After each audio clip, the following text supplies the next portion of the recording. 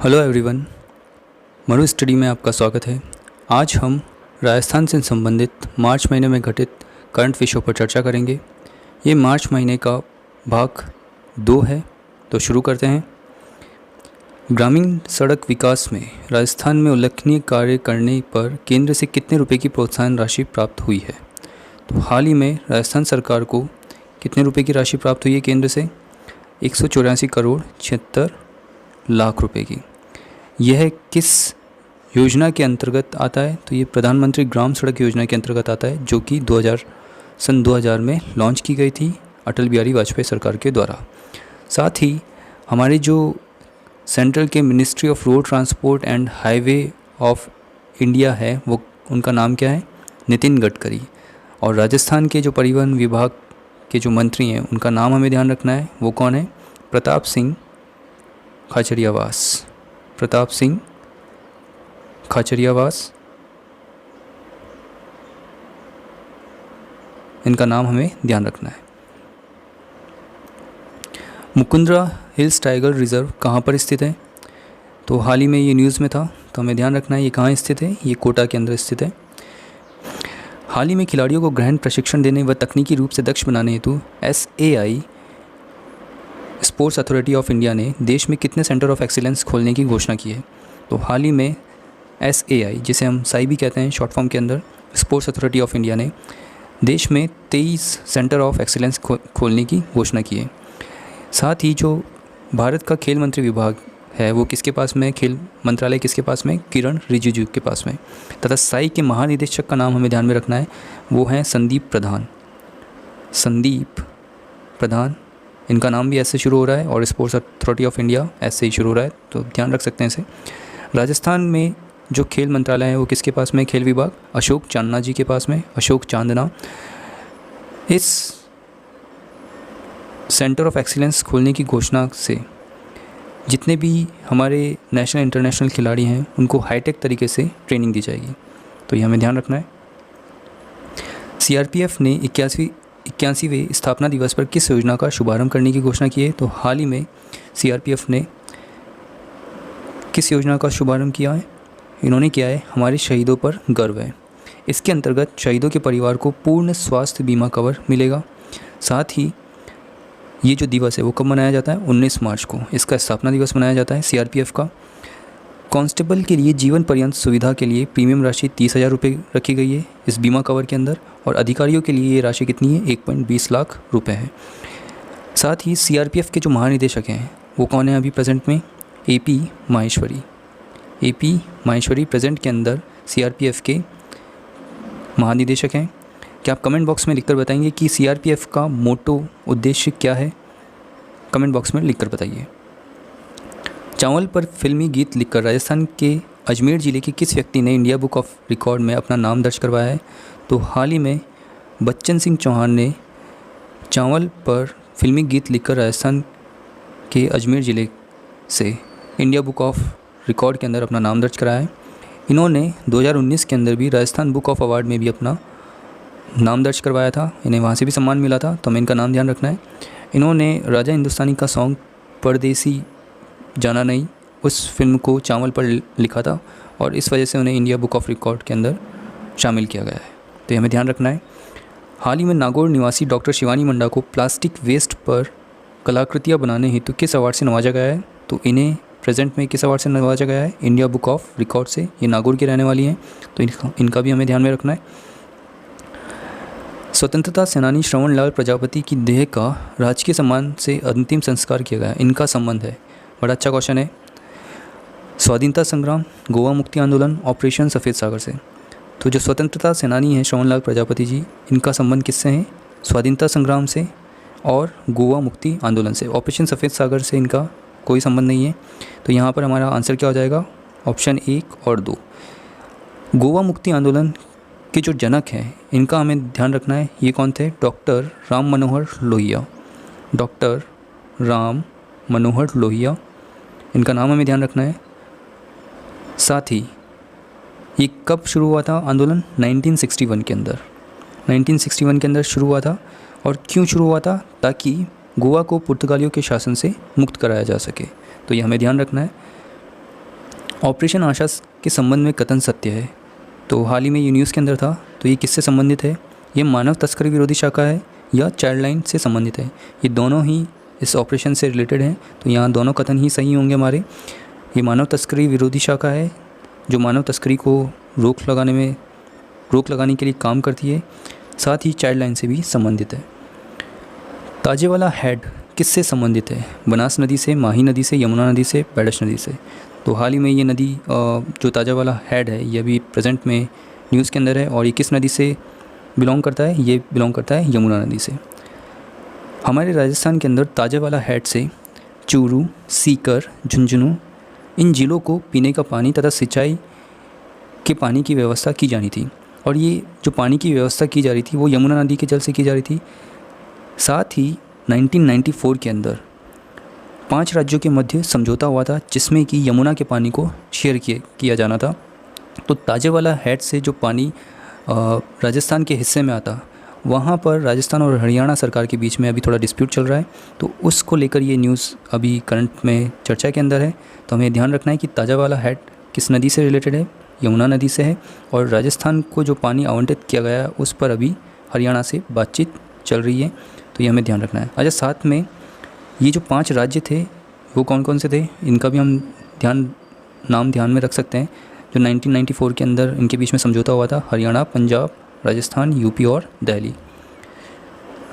BTech course में 3 विकल्प देने वाला राजस्थान का पहला संस्थान कौन सा बना है? तो हाल ही में Malaviya National Institute of Technology Jaipur BTech course में 3 विकल्प देने वाला राजस्थान का पहला संस्थान बना है। कौन कौन से कोर्स इसमें अभी अवेलेबल होंगे? BTech course, BTech honours course, BTech with minor course. BTech course generally सभी जगह चल रहा है जिसमें एक पर्टिकुलर ब्रांच को लिया जाता है। जैसे अगर इंजीनियरिंग की कोई ब्रांच है, जैसे हम बात करते हैं मैकेनिकल इंजीनियरिंग है, इलेक्ट्रॉनिक्स इंजीनियरिंग है, सिविल इंजीनियरिंग है, इलेक्ट्रिकल इंजीनियरिंग है, तो इसके अलावा बीटेक ऑनर्स कोर्स अगर कोई ऑप्ट करता है, कोई सब्जेक्ट्स को लेता है, तो उसे एमटेक का कोई सब्जेक्ट एडवांस सब्जेक्ट के रूप में मिलेगा। साथ ही बीटेक विथ माइनर कोर्स के अंदर जो स्ट्रीम उसने यूज़ करी है, जिस भी स्टूडेंट ने जो भी स्ट्रीम यूज़ करी है, जैसे सपोज़ कीजिए अगर उसने मैकेनिकल ब्रांच लिए, तो उसे साथ में माइनर कोर्स के तौर पर कंप्यूटर साइंस की नॉलेज भी मिलेगी, साथ ही मैनेजमेंट। इसके अलावा अगर वो मैनेजमेंट स्किल्स लेना चाहता है तो मैनेजमेंट कोर्स में भी अप्लाई कर सकता है, या फिर एनर्जी फील्ड से रिलेटेड कोर्स में अप्लाई कर सकता है। अगर वो सिविल को बीटेक विद माइनर कोर्स के साथ में लेता है तो सिविल के साथ में वो माइनर कोर्स में आर्किटेक्चर के लिए अप्लाई कर सकता है, या फिर एनवायरनमेंट के लिए अप्लाई कर सकता है। तो ये हाल ही में किसने शुरू किया है? Malviya National Institute of Technology Jaipur, जिसकी शॉर्ट फॉर्म है MNIT जयपुर। हाल ही में देश में सबसे बड़ा चक्र कहाँ लगाया गया है जो कि 6 टन वजनी है? तो हाल ही में देश के अंदर ये कहाँ लगाया गया है? ये लगाया गया है हरियाणा के अंदर, जो कहाँ पर है? हरियाणा में यमुना नगर में स्थित है। इस चक्र की जो व्यास है, डायामीटर है, वो कितना है? 30 फीट है, तो काफ़ी बड़ा है ये। तो हमें ये ध्यान रखना है। टॉडगढ़ रावली अभ्यारण्य कहाँ स्थित है? हाल ही में ये न्यूज़ में था, तो ये कहाँ पर स्थित है? ये स्थित है अजमेर ब्यावर क्षेत्र के आसपास। ये न्यूज़ में क्यों था? इस अभ्यारण्य के एक छोर पर 2 गांव हैं जिनका नाम है सरूपा और अल्जीरिया। ये गांव शहर से बिल्कुल कटे हुए हैं, यानी कि यहाँ पर सड़क निर्माण वगैरह का कुछ भी कार्य नहीं हुआ है। ये मतलब रात के समय यहाँ से निकलना बहुत मुश्किल हो जाता है, क्योंकि ये क्षेत्र कहाँ से गुजरता है? इस अभ्यारण्य से गुजरता है। तो हाल ही में ये न्यूज़ के अंदर था, तो हमें ध्यान रखना है कि ये टॉडगढ़ रावली अभ्यारण्य जो है वो कहाँ पर है? अजमेर ब्यावर के क्षेत्र के निकट। सेंट्रल यूनिवर्सिटी राजस्थान के कुलपति अभी प्रेजेंट में कौन है? तो कौन है हमारे कुलपति सेंट्रल यूनिवर्सिटी राजस्थान के? वो हैं प्रोफेसर अरुण के पुजारी। अच्छा, कुलाधिपति कौन है? तो कुलाधिपति का नाम भी हमें ध्यान में रखना है, वो है के कस्तूरी रंगन।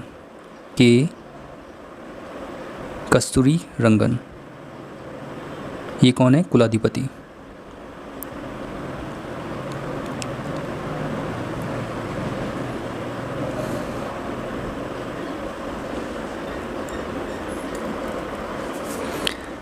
सेंट्रल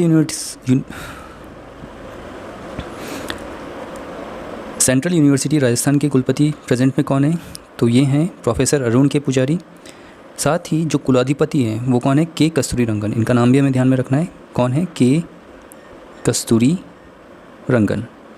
ये सेंट्रल यूनिवर्सिटी जो राजस्थान है उसके कुलाधिपति हैं। संसद ने कितने संस्कृत संस्थान को पूर्ण रूप से राष्ट्रीय स्तर के केंद्रीय विश्वविद्यालय का दर्जा देने वाले बिल की मंजूरी दी है? तो हाल ही में कितने संस्कृत विश्वविद्यालय को ये दर्जा मिला है? तो ये मिला है 3 संस्कृत विश्वविद्यालयों को, और वो कौन से हैं?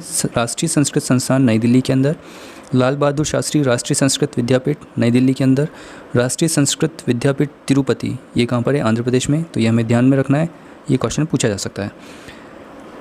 मातृत्व अवकाश 12 हफ्ते से बढ़ाकर कितना कर दिया गया है? तो हाल ही में मातृत्व अवकाश को बढ़ाकर कितने हफ्ते कर दिया गया है? ये कर दिया गया है 26 हफ्ते।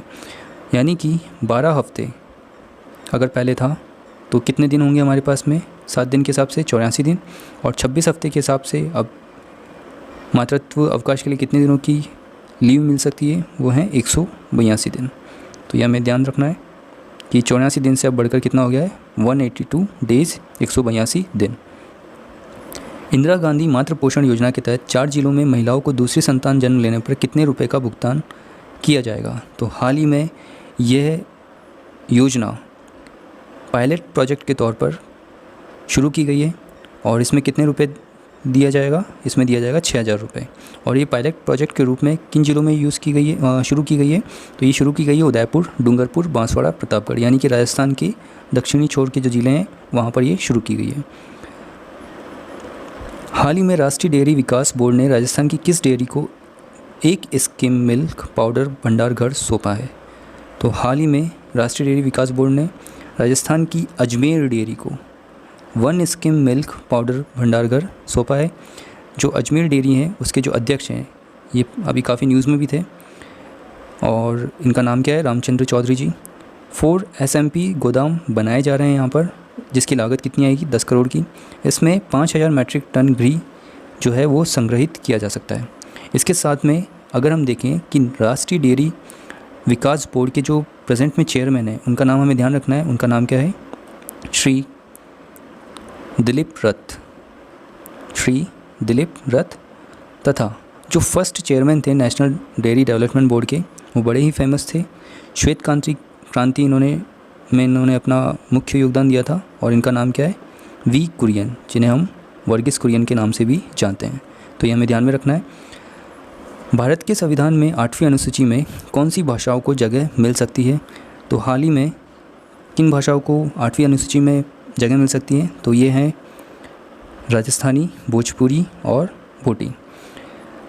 इंटरेस्टिंग फैक्ट ये है कि अभी तक राजस्थानी भाषा को संविधान की जो 8वीं अनुसूची है उसमें शामिल नहीं किया गया है, लेकिन नेपाल में राजस्थानी भाषा को मान्यता मिल चुकी है।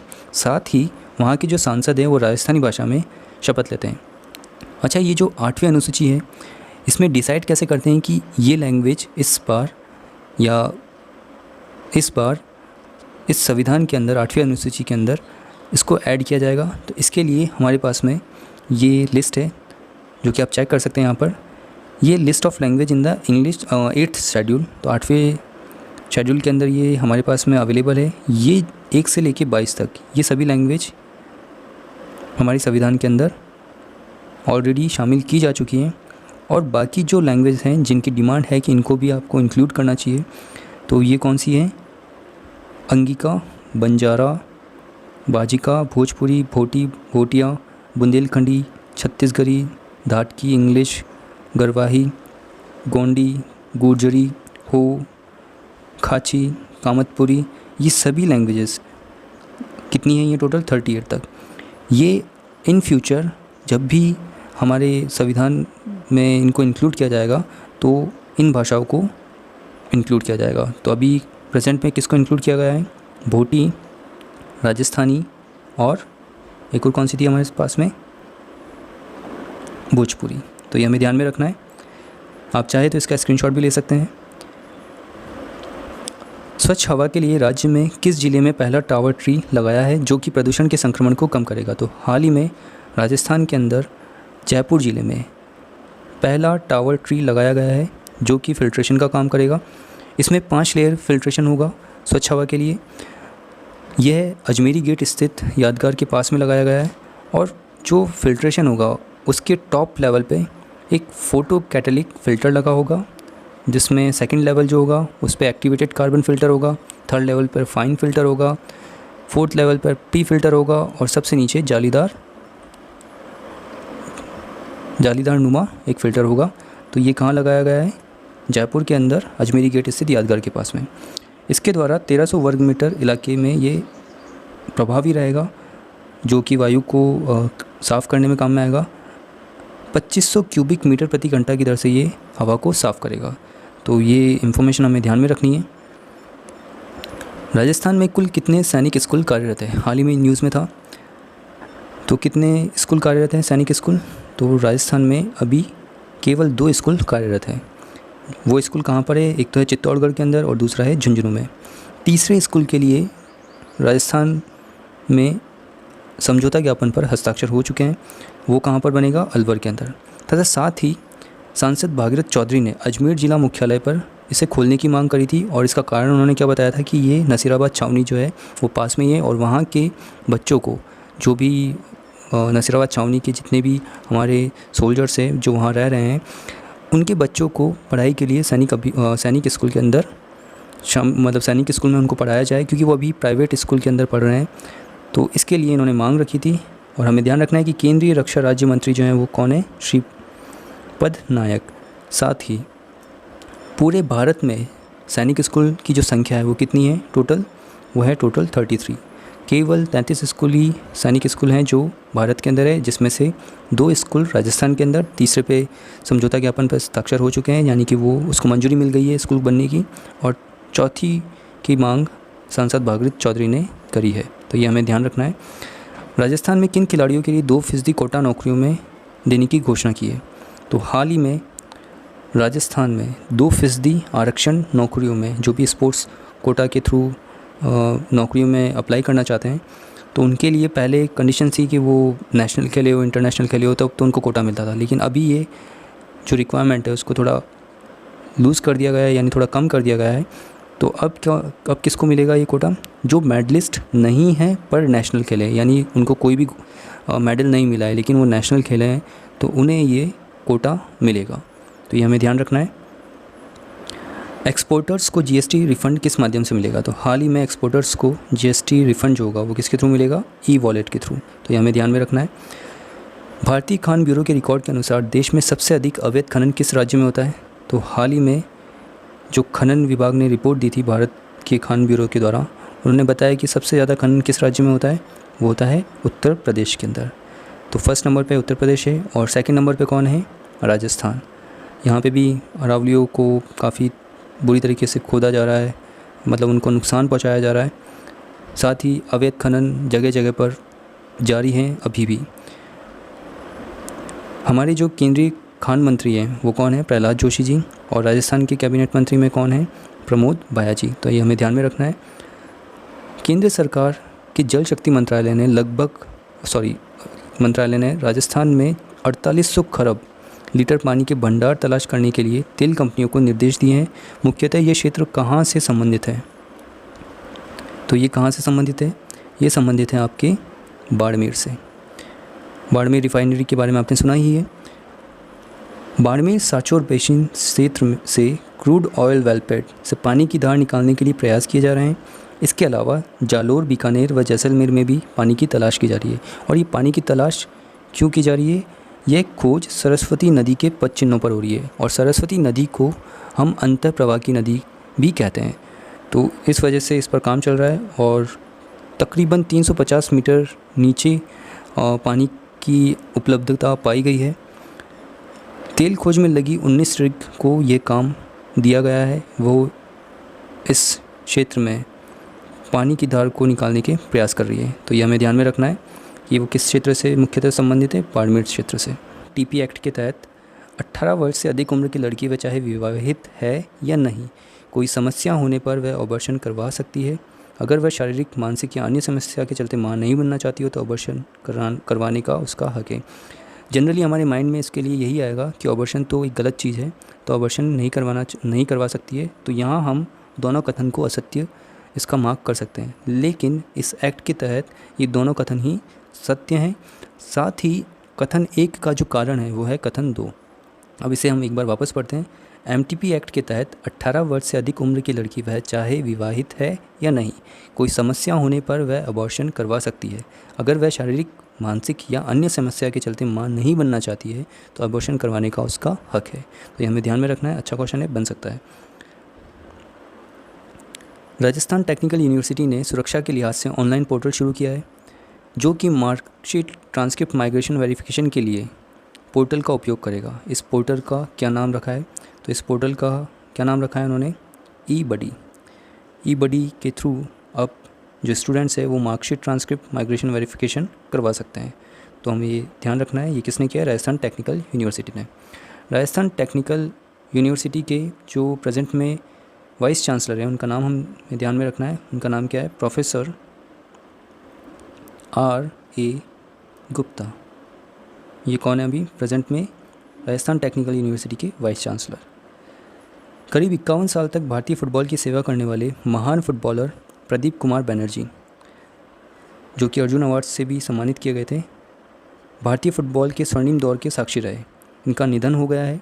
फीफा ने 2004 में उन्हें किस सम्मान से नवाजा था? तो नीचे ऑप्शन दे रखे, FIFA footballer of the year, FIFA goalkeeper of the year, FIFA order of the merit, FIFA most goal scorer. तो इन्हें कौन सा अवार्ड मिला था? फीफा ने किस अवार्ड से सम्मानित किया था? इनको किया था FIFA order of the merit से। फीफा के जो प्रेजेंट में जो फुटबॉल फेडरेशन है उसके प्रेजेंट में हेड कौन है अभी? तो उनका नाम है गियानी इन्फेनिटो।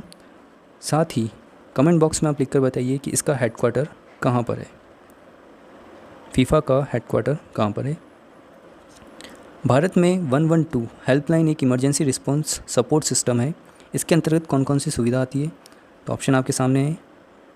फर्स्ट है police, second fire, third rescue and health and other services के लिए, या फिर ये सभी। तो ये एक इमरजेंसी रिस्पांस सपोर्ट सिस्टम है 112 हेल्पलाइन। तो इसमें पुलिस भी कार्य करती है, फायर ब्रिगेड के जो वर्कर्स हैं वो भी इस पर अटेंटिव रहते हैं, rescue and health and other services पर भी ये सर्विस दी जाती है। तो यानी कि यहाँ पर 112 के अंदर ये सभी सर्विस आएगी। तो जब भी कोई इमरजेंसी कॉल होती है तो वहाँ पर 112 को कॉल करके हम ये सुविधा ले सकते हैं। अंतर्राष्ट्रीय क्रिकेट परिषद अंपायरों के डेवलपमेंट पैनल में भारत की 2 महिला अंपायरों जननी नारायण और वृंदा राठी को शामिल किया गया है। अब कुल अंतर्राष्ट्रीय महिला अंपायरों की संख्या बढ़कर कितनी हो गई है? तो हाल ही में जो महिला अंपायरों की संख्या है वो बढ़कर कितनी हो गई है? 12, जिसमें 2 इंडिया की भी हैं और उनका नाम क्या है? जननी नारायण और वृंदा राठी। आईसीसी के जो प्रेजेंट में चेयरमैन है वो कौन है? शशांक मनोहर जी।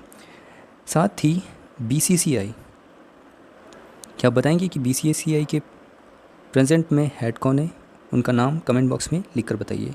बीसीसीआई के प्रेजेंट में चेयरपर्सन या चेयरमैन कौन है? इनका नाम कमेंट बॉक्स में लिखकर बताइए आप। 12वें व 13वें किसी के अंतर्राष्ट्रीय अवार्ड के लिए प्रविष्टि आमंत्रित की गई है। ये अवार्ड किस क्षेत्र से संबंधित है? तो ये अवार्ड प्रिंट जर्नलिज्म से संबंधित है। इसमें जो इनाम राशि है वो कितनी है? 11,000 अमेरिकी डॉलर है, जो काफ़ी है। यह कर्पूर चंद कुलिश अंतर्राष्ट्रीय अवार्ड है, जो कि राजस्थान पत्रिका के क्या हैं? फाउंडर हैं। तो आपको ये ध्यान रखना है। सही गलत पहचानिए। सज्जनगढ़ जयसमंद अभ्यारण्य बागदड़ा नेचर पार्क, ये किससे संबंधित है? उदयपुर से। बला किला परिसर स्थित करणी माता मंदिर अलवर से। चंवाई कंजर्वेशन प्रिजर्व पाली से। ये किससे संबंधित है? ये तीनों एग्जैक्टली सही है। सज्जनगढ़ जो है वो उदयपुर से, बाला किला परिसर स्थित करणी माता मंदिर अलवर से संबंधित है, और जंवाई कंजर्वेशन प्रिजर्व ये कहाँ से संबंधित है? पाली से। ये प्रेजेंट में न्यूज़ के अंदर थे, इस वजह से ये यहाँ पर डिक्टेट किए गए हैं, तो आपको ये ध्यान रखना है। जापान के प्रधानमंत्री शिंजो आबे ने 24 जुलाई से 9 अगस्त तक आयोजित ओलंपिक एवं पैरा ओलंपिक खेलों को अब कब तक स्थगित कर दिया है? तो ये कब तक स्थगित कर दिए गए हैं? ये स्थगित कर दिए गए हैं 2021 तक। प्रथम विश्व युद्ध जब 1914 से 1918 तक लड़ा गया था, तो उस समय भी ये ओलंपिक गेम होने थे, और वो किसके द्वारा ऑर्गेनाइज़ करवाने थे? जर्मनी के द्वारा, सन 1916 के अंदर, लेकिन इनको स्थगित किया गया था। साथ ही द्वितीय विश्व युद्ध के समय भी, जो कि कब हुए थे? 1939 से 1945 के बीच में। तब 1940 और 1944 में 1940 में जापान एवं फिनलैंड के द्वारा इनको आयोजित करवाना था और 1944 में लंदन के द्वारा। यानी जापान के साथ में 2 बार ऐसा हुआ है कि उन्हें ओलंपिक आयोजित करवाना था लेकिन वो स्थगित कर दिए गए हैं। इंटरनेशनल ओलंपिक एसोसिएशन के जो अध्यक्ष है प्रेजेंट में, उनका नाम क्या है? Thomas Bach. क्या आप बताएंगे कमेंट बॉक्स में लिखकर कि प्रथम ओलंपिक गेम्स किस सन के अंदर आयोजित किए गए थे? कमेंट बॉक्स में लिख कर बताइए। किस राज्य सरकार ने चिकित्सा व स्वास्थ्य विभाग में 31 मार्च से 31 अगस्त तक सेवानिवृत्त होने वाले सभी कर्मचारियों को सेवा विस्तार देने का फैसला किया है और कब तक? तो हाल ही में ये राजस्थान सरकार द्वारा किया गया है और 6 महीने तक इनका जो सेवा विस्तार का समय जो है वो बढ़ा दिया गया है। अगस्त में सेवानिवृत्त होने वाले कर्मचारियों को 1 महीने का सेवा विस्तार दिया गया है, तो ये हमें ध्यान में रखना है। भारतीय स्टेट बैंक देश में कोविड-19 के खिलाफ स्वास्थ्य संबंधी कार्यों पर अपने वार्षिक लाभ का कितना फ़ीसदी खर्च करेगा? तो हाल ही में स्टेट बैंक ऑफ इंडिया द्वारा जो उसको वार्षिक लाभ होता है उसका 0.25% यानी 0.25% वो किसके लिए खर्च करेगा? कोविड-19 के खिलाफ स्वास्थ्य संबंधी कार्यों पर, तो ये हमें ध्यान रखना है। साथ ही जो स्टेट बैंक के चेयरमैन हैं उनका नाम क्या है? रजनीश कुमार। इनका नाम भी हमें ध्यान रखना है, रजनीश कुमार। सार्क फंड में 18.3 मिलियन $US कोरोना वायरस से लड़ने के लिए किन देशों के समूह ने इसमें अपना योगदान दिया है? तो सार्क नाम से हमें समझ जाना चाहिए कि ये कौन से देश हैं। तो ये हैं दक्षिण एशियाई देशों का समूह, जिसे हम क्या कहते हैं? सार्क देश। इसमें कौन कौन से देश शामिल हैं? भारत, बांग्लादेश, श्रीलंका, नेपाल, भूटान, अफ़गानिस्तान, पाकिस्तान और मालदीव। जो सार्क देश का जो हेडक्वार्टर है, यानी सार्क का जो हेडक्वार्टर है वो कहाँ पर है? मुख्यालय वो है काठमांडू के अंदर। और इसकी स्थापना कब की गई थी? 1985 के अंदर। फ्रेंच कॉमिक सीरीज के फादर कहे जाने वाले ओलिवर उधरजो का देहांत हो गया है। वे किस कॉमिक्स के जनक थे? तो जैसे भारत में चाचा चौधरी के नाम से फेमस कॉमिक्स बुक चली थी, ऐसे ही फ्रेंच कॉमिक जो ओलिवर उधरजो था उनका भी एक पात्र था। तो वो कौन सा पात्र था? एस्टेरिक्स और ओबेलिक्स। नाम अजीब सा है, हमें ध्यान रखना है। तो वे किस कॉमिक्स के जनक थे? एस्टेरिक्स और ओबेलिक्स। फड आर्ट से कोरोना बचाव का मैसेज का प्रयास किया जा रहा है। ये आर्ट कहाँ से संबंधित है? तो ये फड आर्ट जो है वो कहाँ से संबंधित है? शाहपुरा भीलवाड़ा से। इसका एग्जाम्पल भी आपके सामने दिया गया है। ये फड आर्ट है जो आपको दिखाई गई है। लोगों के ग्रुप से यहाँ पे सोशल डिस्टेंसिंग का मैसेज दिया जा रहा है, मास्क लगाने का दिया जा रहा है, और ये जो ग्रुप में खड़े हैं ये थोड़ा सा डेंजर सिचुएशन के अंदर है। तो इसके द्वारा फड आर्ट के द्वारा कोरोना बचाव का मैसेज दिया जा रहा है। हाल ही में न्यूज़ में था, तो हमें ध्यान रखना है कि कहाँ की फेमस है? शाहपुरा भीलवाड़ा की। और इसके जो आर्टिस्ट हैं जिन्होंने ये फ़ोटो बनाई है, इनका नाम भी आप ध्यान रखिएगा कि आर्टिस्ट कौन है? कल्याण जोशी। हाल ही में भारतीय साहित्य द बटरफ्लाई इफ़ेक्ट चर्चा में है, क्योंकि इसमें कोरोना वायरस से के समान एक अलग वायरस से संबंधित बात पर प्रकाश डाला गया है। ये किसके द्वारा लिखी गई है? तो यह लिखी गई है रजत चौधरी द्वारा। किस बुक का नाम क्या है? The butterfly effect. ये नाम ध्यान रखना हमें। SMS अस्पताल जयपुर पॉजिटिव मरीजों को रोबोट के द्वारा दवा दी जाएगी। इस रोबोट का क्या नाम है? तो इस रोबोट का नाम जो है वो क्या है? रोबोसोना 2.5। ये रोबोसोना जो है 7 से 10 किलोग्राम तक का वजन उठा सकने में सक्षम है, तो ये हमें ध्यान रखना है। हाल ही में राजस्थान हाईकोर्ट में किन्हें जज के पद पर नियुक्त किया गया है? तो ऑप्शन आपके सामने हैं। देवेंद्र कच्छावा, सतीश कुमार शर्मा, प्रभा शर्मा, मनोज व्यास, रामेश्वर व्यास, CK सोनगरा या इंद्रजीत मोहंती। तो ये तो नाम पहले से गलत हो जाएगा, क्योंकि ये कौन है? हमारे राजस्थान हाईकोर्ट के चीफ जस्टिस। बाकी देवेंद्र कच्छावा, सतीश कुमार शर्मा, प्रभा शर्मा, मनोज व्यास, रामेश्वर व्यास, CK सोनगरा, ये सभी अभी जज के पदों पर नियुक्त किए गए हैं। इन सभी का एक साथ मैंने नाम दे दिया है यहाँ पर, तो आप ध्यान रखिएगा। देवेंद्र कच्छावा, सतीश कुमार शर्मा जी, प्रभा शर्मा, मनोज व्यास जी, रामेश्वर व्यास और CK सोनगरा जी, ये सभी अभी 6 लोग जज के पद पर नियुक्त किए गए हैं।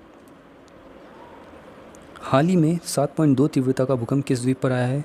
तो ये अभी प्रेजेंट में कहाँ पर आया है? ये प्रेजेंट में आया है रशिया के अंदर, कुरिल द्वीप पर। रशिया की राजधानी क्या है? मॉस्को। और रशिया के जो प्रेजेंट में प्रेसिडेंट हैं उनका नाम आपको याद ही होगा, व्लादिमीर पुतिन। G20 देशों में देशों ने कोरोना महामारी से मंदी को दूर करने के लिए कुल कितना निवेश करने की घोषणा की है? तो हाल ही में G20 देशों ने 5 ट्रिलियन US डॉलर निवेश करने की घोषणा की है, तो ये हमें ध्यान में रखना है। हाल ही में ब्रह्मा कुमारी स्थापना की मुख्य प्रशासक व स्वच्छ भारत मिशन ब्रांड एम्बेसडर राजयोगिनी दादी जानकी को 104 वर्ष की उम्र में निधन हो गया। इनकी जगह अब मुख्य प्रशासक कौन होगा? तो इनका नाम क्या है? दादी हृदय मोहिनी, ये अब मुख्य प्रशासक होंगी, तो इनका नाम हमें ध्यान में रखना है। साथ ही ब्रह्मा कुमारी जो संस्थान है, इसकी जो फाउंडेशन है वो किसके द्वारा रखी गई थी? तो इनका नाम भी हमें ध्यान में रखना है, दादा लेखराज कृपलानी द्वारा। दादा लेखराज कृपलानी, इनका नाम ध्यान रखना है। साथ ही जो ब्रह्मा कुमारी संस्थान है, इसका जो हेडक्वार्टर है वो कहाँ पर है? हेडक्वार्टर है माउंट आबू के अंदर। जनरली ब्रह्मा कुमारी संस्थान को जो लोग हैं वो ओम शांति के नाम से भी जानते हैं, तो वो आप ध्यान रखिएगा इसे। हाल ही में राज्य कर्मचारियों को महंगाई भत्ता 12% से 17% कर दिया गया है। यह नियम कब से लागू किया जाएगा? तो महंगाई भत्ता पहले जो 12% था उसे बढ़ाकर 5% तक बढ़ा दिया गया और अब कितना कर दिया गया है? 17%। 12 से 17 कर दिया गया है। यह नियम कब से लागू किया जाएगा? तो न्यूज़ 2020 की है, लेकिन ये लागू कब से किया जाएगा? 1 जुलाई 2019 से लागू किया जाएगा। तो ये काफ़ी इंपॉर्टेंट क्वेश्चन है, पूछा जा सकता है, इसे ध्यान रखिएगा। विश्व संस्था फीबा ने महिला बास्केटबॉल विश्व कप के आयोजन की घोषणा की। ये कब और कहाँ होगा? तो हाल ही में फीबा का मतलब क्या होगा? Federation international basketball association. इन्होंने घोषणा की है कि महिला बास्केटबॉल विश्व कप 2022 में होगा और कहाँ पे होगा? ऑस्ट्रेलिया के अंदर, तो ये हमें ध्यान रखना है। अच्छा, इसका जो हेडक्वार्टर है फीबा का वो कहाँ पर है? माइस स्विट्ज़रलैंड के अंदर। माइस स्विट्ज़रलैंड के अंदर फीबा का हेडक्वार्टर है, तो ये हमें ध्यान रखना है। देश की पहली स्वदेशी कोरोना जांच किट किस संस्थान द्वारा बनाई गई है, जिसे केंद्रीय औषधि मानक नियंत्रण संगठन ने व्यावसायिक उत्पादन करने की अनुमति दी है? तो हाल ही में ये किसके द्वारा बनाई गई थी? माईलैब डिस्कवरी सॉल्यूशन द्वारा। माईलैब डिस्कवरी सॉल्यूशन के द्वारा ये बनाई गई है। इसमें 1200 रुपये एक किट से 100 सैंपल टेस्ट किए जा सकते हैं और 2.5 घंटे में इससे रिपोर्ट हमें मिल जाएगी कि कोई कोरोना पॉजिटिव है या नहीं है। यह डायग्नोस्टिक फर्म HIV जांच किट भी बना चुकी है, तो ये हमें ध्यान में रखना है कि कौन सी लैब थी? माईलैब डिस्कवरी सॉल्यूशन। हाल ही में जोधपुर के रातानाड़ा निवासी चंदन सिंह का 95 वर्ष की उम्र में निधन हो गया। इन्हें भारत सरकार द्वारा किन पुरस्कार से सम्मानित किया गया था? तो 1965 में इन्हें वीर चक्र मिला था और 1971 में इन्हें महावीर चक्र मिला था। इसमें मैंने ऑप्शन नहीं दिए हैं, आप इनकी फ़ोटो भी देख सकते हैं। जोधपुर के महावीर चंदन सिंह का निधन, तो आप ये ध्यान रखिएगा। हाल ही में जापान में मीटू की तर्ज पर हाई हील के खिलाफ कौन सा आंदोलन को सफलता मिली? जैसे भारत में महिलाओं के प्रति जो ऑफिस कल्चर के अंदर या फिर घर में किसी भी रूप में जो अत्याचार उनके ऊपर है, उनको सामने रखने के लिए वो खुलकर सामने आई थी मीटू प्रोटेस्ट के तहत। ऐसा ही प्रोटेस्ट जापान में भी किया गया है और ये प्रोटेस्ट जो है वो हाई हील के ख़िलाफ़ किया गया है। अब ये हाई हील क्या है यहाँ पर? दरअसल जो एयर होस्टेस होते हैं जापान के अंदर, उनको एरोप्लेन के अंदर हाई हील के लिए मना किया गया था, तो इसके खिलाफ़ इन्होंने आंदोलन किया और इस आंदोलन का नाम क्या था? कूटू। तो मीटू की तर्ज पर ही था ये कूटू, तो आप इसका ध्यान रखिएगा, पूछा जा सकता है। हाल ही में देश की पहली ट्रांसजेंडर फुटबॉल टीम किस राज्य में बनी? तो ये कहाँ बनी है? मणिपुर के अंदर। तो ये हमें ध्यान में रखना है कि पहली ट्रांसजेंडर फुटबॉल टीम किस राज्य में बनी है? मणिपुर के अंदर। संबंध स्थापित कीजिए। IIT Delhi, IIT Bombay, IIT Kharagpur, Pune की माईलैब।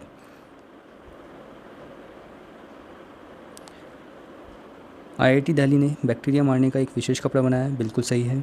IIT बॉम्बे ने क्वारंटाइन एवं ट्रैकिंग ऐप बनाया है, ये भी सही है। IIT खड़गपुर द्वारा फेस शील्ड डॉक्टर एवं नर्सिंग स्टाफ के लिए बनाया है, ये भी सही है। और पुणे की माईलैब ने कोरोना वायरस जांच किट बनाया है, तो ये भी बिल्कुल सही है, तो हमें ध्यान में रखना है। यह मार्च का भाग 2 था जो कि यहाँ पे समाप्त होता है। अगर आपको ये वीडियो अच्छा लगा है, इसका कंटेंट अच्छा लगा है तो इसे लाइक कीजिए, अपने दोस्तों के साथ में शेयर कीजिए ताकि उन्हें भी आगामी प्रतियोगी परीक्षाओं में इसका फ़ायदा मिल सके। साथ ही आने वाली वीडियो के नोटिफिकेशन पाने के लिए इस चैनल को सब्सक्राइब कीजिए और बेल आइकन को प्रेस करना ना भूलें। Thank you.